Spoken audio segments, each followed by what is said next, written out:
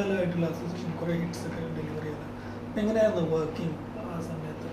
വളരെ കംഫർട്ടബിളാണ്. മോഹൻലാൽ നമുക്ക് ഏറ്റവും കംഫർട്ടബിളായിട്ട് വർക്ക് ചെയ്യാൻ പറ്റുന്ന ഒരു ആക്ടറാണ്. വേറെ നമുക്കൊരു ഒട്ടും സ്ട്രെയിൻ തരാത്ത ഒരാളാണ്. പിന്നെ നമ്മൾ പ്രതീക്ഷിക്കുന്നതിനേക്കാൾ കൂടുതലായിട്ട് തിരിച്ച് തരുന്ന ആക്ടർ കൂടെയാണല്ലോ. നേരത്തെ പറഞ്ഞൊരു മോഹൻലാൽ എഫേർട്ട്ലെസ് ആക്ടറാണ്, കൂടുതൽ എഫേർട്ടൊന്നും എടുക്കേണ്ട ആവശ്യമില്ലാത്ത. പക്ഷേ ഈ കമലദളം പോലത്തെ ഒരു സിനിമ ചെയ്യുമ്പോൾ ഒരു ഡാൻസറായിട്ട് മാറാൻ കുറേ കുറേ എഫേർട്ട് എടുത്തിട്ടുണ്ടെന്ന് പോലും ഞാൻ എഴുതി വായിച്ചിട്ടുണ്ട്. എന്തായിരുന്നു അതിൻ്റെ പ്രോസസ്സ്? ഈ പറയുന്ന പോലെ അദ്ദേഹത്തിൻ്റെ തന്നെ പ്രൊഡക്ഷനായിരുന്നത്, മൂന്നാമത്തെ പ്രൊഡക്ഷനാണ്. അപ്പോൾ അദ്ദേഹത്തിൻ്റെ അടുത്ത് കഥയൊന്നും പറഞ്ഞില്ല. നമ്മൾ അന്ന് ലോഹിതദാസും വേറൊരു പടത്തിൻ്റെ തിരക്കിൽ നിന്ന് ഇങ്ങോട്ടേക്ക് പെട്ടെന്ന് വരികയായിരുന്നു.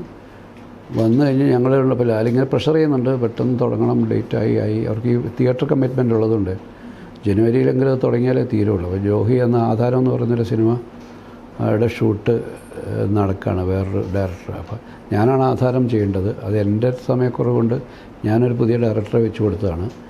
അപ്പോൾ അതുകൊണ്ട് ജോർജ് കത്തൂനെ ഞാനാണ് അതിനെ സജസ്റ്റ് ചെയ്യുന്നത്. അപ്പോൾ പുതിയ ആളായതുകൊണ്ട് ലോഹിക്ക് അവിടെ കൂടെ നിൽക്കണം എന്നൊരു നിർബന്ധം ഉണ്ടായിരുന്നു. പക്ഷേ ലാല് ഇങ്ങനെ എന്നെ വിളിച്ചുകൊണ്ടിരിക്കുന്നുണ്ട്, എന്താ വരാത്ത കഥ അയ്യോ എന്നൊക്കെ ചോദിച്ചിട്ട്. അങ്ങനെ ഞാൻ ലോഹിയെ നിർബന്ധിച്ച് അവിടെ നിന്ന് കൊണ്ടുവന്നതാണ്.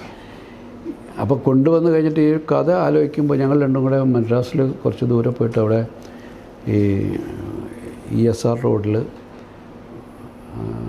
ഒരു ഹോട്ടലിൽ പോയി, ദൂരെ സിറ്റിയിൽ നിന്ന് കുറച്ച് മാറിയിരിക്കുകയായിരുന്നു. അപ്പം പുള്ളി ഒരു ദിവസം രാവിലെ ഉറങ്ങി എണീറ്റ്, അപ്പോൾ കഥയൊന്നുമില്ല, 2 ദിവസം വെറുതെ ഒരു ദിവസം രാവിലെ എണീറ്റ് ഞാൻ ഇന്നലെ ഒരു സ്വപ്നം കണ്ടു, അതൊരു സിനിമയാവുമെന്ന് പറഞ്ഞു, നമുക്ക് ആക്കാമെന്ന് പറഞ്ഞു. ആ സ്വപ്നം കണ്ടത് കർണാടകയിൽ ഉണ്ടായ ഒരു പ്രശസ്തനായ ഒരു റൈറ്റർ ഫിലിം മേക്കറാണ്. ഒരു ഡ്രാമ, അദ്ദേഹത്തിൻ്റെ ഭാര്യയുടെ ഒരു മരണവുമായിട്ട് ബന്ധപ്പെട്ട് കൃത്യമായിട്ട് പേര് ഓർമ്മ വരുന്നില്ല, PV കാരന്തല്ലല്ലോ,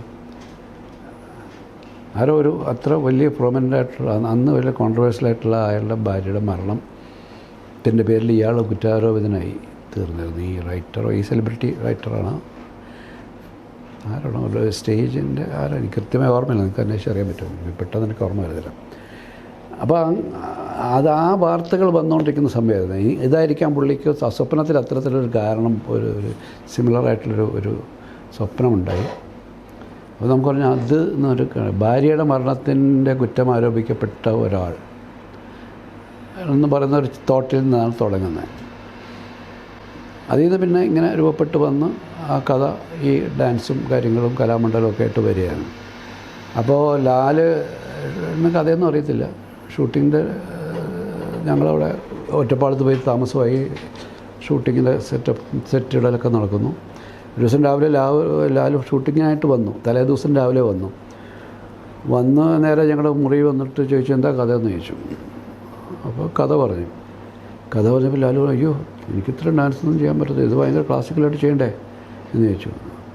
അങ്ങനെ ചെയ്യണം, എങ്ങനെ ചെയ്യും, ഞാൻ ഇത് ഇയാൾ ഭയങ്കര മാസ്റ്ററായിട്ടാണ് പഠിപ്പിക്കുന്ന ആളാണ് ഇയാൾ, അങ്ങനെയൊക്കെയല്ലേ നിങ്ങൾ എഴുതി വെച്ചേക്കുന്നത്, ഞാനങ്ങനെ ചെയ്യുമെന്ന് ചോദിച്ചു. ഞാൻ നമുക്ക് പഠിക്കാം, സിനിമയ്ക്ക് വേണ്ടിയിട്ട് പഠിക്കാമെന്ന് പറഞ്ഞു. പുള്ളി പറഞ്ഞു അയ്യോ ഇതിപ്പോൾ ഇങ്ങനെ സമയമില്ലല്ലോ, നേരത്തെ പറഞ്ഞിരുന്നു. ഞാൻ പറഞ്ഞു നേരത്തെ പറയാണ്ട് ഇപ്പോഴല്ലേ ഇത് ഉണ്ടായി വരുന്നത് നമ്മുടെ.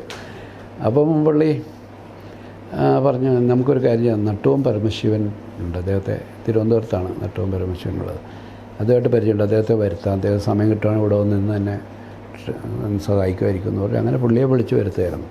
നട്ടുവം പരമശിവൻ അവിടെ നിന്ന് വന്ന് ഞങ്ങളോടൊപ്പം താമസിച്ചു. ഞങ്ങൾ ഒരുമിച്ചൊരു വീട്ടിലാണ് താമസിക്കുന്നത് എല്ലാവരും. ഞാൻ ലോഹിയല്ല, ക്യാമറാമാന് മുരളി, അങ്ങനെ കുറേ പേര്, വേണുചേട്ടൻ. അവർ രാവിലെ ഞങ്ങൾ ഉണരുന്നത് ഇതിൻ്റെ ടെറസിൻ്റെ മുകളിൽ ഈ ഡാൻസിൻ്റെ ശബ്ദം കേട്ടിട്ടാണ്. 4 മണിക്ക് എണീറ്റ് അദ്ദേഹം ട്രെയിനിങ് തുടങ്ങി. അപ്പോൾ അത്രയും എഫേർട്ട് എടുത്താണ്. പിന്നെ സിനിമയ്ക്ക് വേണ്ട കാര്യങ്ങൾ മാത്രം കൃത്യമായിട്ട് പഠിച്ചങ്ങ് ചെയ്യുകയാണ്. അക്കാലത്ത് കല്യാണിക്കുട്ടി അമ്മ ചോദിച്ചു ഇയാൾ ക്ലാസിക്കൽ പഠിച്ചിട്ടുണ്ടല്ലേ എന്ന് ചോദിച്ചു. അപ്പോൾ അത്ര കൺവിൻസിങ് ആയിട്ട് ചെയ്യുക എന്നുള്ളതാണ് അതിൻ്റെ മേക്ക് ബിലീഫാണല്ലോ. സിനിമ എപ്പോഴും വരാനുള്ളത് നമ്മൾ ഇയാളത് എക്സ്പേർട്ടാണെന്ന് തോന്നുക എന്നുള്ളത് മാത്രമല്ല, അത് ആ എഫേർട്ട് എപ്പോഴും എടുക്കും, എല്ലാ കാര്യങ്ങൾക്കും എടുക്കും. ഈ അടുത്ത കാലത്ത് മോഹൻലാലിനെ കുറിച്ചിട്ട് ഒരുപാട് ഒരു ഇത് പറയുന്നത് മോഹൻലാലിന് ഇപ്പം ആക്സസിബിലിറ്റി ഇല്ല എന്നുള്ളതാണ്. നമ്മൾ ആദ്യമേ പോയി ആൻ്റണി പെരുമാറും കൊണ്ടുകൊണ്ട് കഥ പറഞ്ഞ് അദ്ദേഹം ഓക്കെ ആയി കഴിഞ്ഞാൽ മോഹൻലാലിൻ്റെ അടുത്ത് പോകാൻ പറ്റുന്നുള്ളൂ ഒരു വിമർശനം ഉണ്ടായിരുന്നു. അങ്ങനെ സാറിന് അങ്ങനെ ബുദ്ധിമുട്ടുണ്ടായിട്ടുണ്ടോ? ഇല്ല, എനിക്ക് അങ്ങനെ വേറെ ആരെങ്കിലും ത്രൂ പോകേണ്ട ആവശ്യം വന്നിട്ടില്ല. പക്ഷേ അദ്ദേഹം ഈ പറയുന്ന പോലെ നമുക്ക് കിട്ടാൻ ഇച്ചിരി ബുദ്ധിമുട്ടുണ്ട്. ഫോണിലൊക്കെ കിട്ടുകയും അപ്രോച്ചബിൾ ഇച്ചിരി പഴയ പോലെ അത്ര റീച്ചബിളല്ല. അതുകൊണ്ടാണ് ഒരു സിനിമ അതും ഒരു കാരണമാണ്. മോഹൻലാലൊരു കംഫർട്ട് സോണിൽ, അതായത് പുള്ളി പരിചയമുള്ള ഒരാളുടെ ഒരു കംഫർട്ട് സോണിൽ നിന്ന് വർക്ക് ചെയ്യുമ്പോൾ മമ്മൂട്ടി പുതിയ പുതിയ ആൾക്കാരുടെ വർക്ക് ചെയ്യുന്നു. അത് ശരിയാണ്. അങ്ങനെ മീൻസ് മോഹൻലാലൊരു കംഫർട്ട് സോൺ അങ്ങനെയില്ല. പക്ഷെ ഇപ്പം മോഹൻലാൽ ആദ്യമായിട്ട് ചെയ്താണല്ലോ. ലിജോയായിട്ടൊക്കെ മോഹൻലാൽ ആദ്യമായിട്ടാണ് ചെയ്തത്. അവർ മുമ്പ് പടം ചെയ്തിട്ടില്ല. ഇടയ്ക്ക് അദ്ദേഹം പുതിയ ആൾക്കാരോടൊക്കെ ചെയ്തിട്ടുണ്ട്. ചിലത് വർക്ക് ചെയ്യാതെ പോയിട്ടുണ്ട്. ചിലവർക്ക് ശരിയാവും, ചിലവർക്ക് ശരിയാവില്ല എന്ന് പറയുന്നത്. മമ്മൂട്ടി അതിനും കുറച്ചും കൂടെ എഫേർട്ട് എടുക്കുന്നുണ്ട്. കഥ കണ്ടെത്താൻ കുറച്ചും കൂടെ എഫേർട്ട് എടുക്കുന്നുണ്ട്. അത് പേഴ്സണലായിട്ട് തന്നെ പുള്ളി തന്നെ എടുക്കുന്നുണ്ട്. അല്ലാതെ വേറെ ആരെങ്കിലും ഏൽപ്പിച്ചിട്ട് കഥ കിട്ടില്ല. പുള്ളി അതിന് വേണ്ടിയിട്ട് ഡയറക്റ്റായിട്ട് എഫേർട്ട് എടുക്കുന്നുണ്ട്. അതുകൊണ്ട് തന്നെ സാറിപ്പം പുതിയ മമ്മൂട്ടിയെ വെച്ച് നോക്കുന്നുണ്ട്. ചലഞ്ചിങ് ആയിരിക്കും സാറിന്, കാരണം മമ്മൂട്ടിയെ കൺവിൻസ് ചെയ്യാനായിട്ട്. അതാണ് പുള്ളിക്ക് വെറൈറ്റി ചെയ്ത് ഇപ്പോൾ ഏതായാലും പുള്ളിക്ക് കൊടുക്കാമെന്നുള്ളതാണ് നമ്മുടെ ചലഞ്ച്. സാറിൻ്റെ സിനിമകളിൽ മോഹൻലാൽ സാധാരണക്കാരനാണ്. അത് കഴിഞ്ഞ് മോഹൻലാൽ മാനുഷികനായി. ആറാം തമ്പുരാനൊക്കെ കഴിഞ്ഞപ്പോഴത്തേക്ക് വേറെ ലെവലിൽ പിന്നെ അദ്ദേഹത്തിന് താഴേക്ക് ഇറങ്ങാൻ പറ്റാത്ത ഒരു അവസ്ഥ. അതുകൊണ്ടാണോ ഈ ആക്സസിബിലിറ്റിയിലെ പ്രശ്നങ്ങൾ? അല്ലല്ല, എനിക്ക് തോന്നുന്നത് പുള്ളി ഇപ്പം ഒരു കാലത്ത് നമ്മൾ പുള്ളിയിൽ നിന്ന് പ്രതീക്ഷിക്കുന്ന സിനിമകൾക്ക് ഈ പറയുന്ന പോലെ ഒരു സൂപ്പർ ഹീറോ, ഇപ്പോൾ പുലിമുരുകൻ വരെയൊക്കെ അങ്ങനെ തന്നെയായിരുന്നു.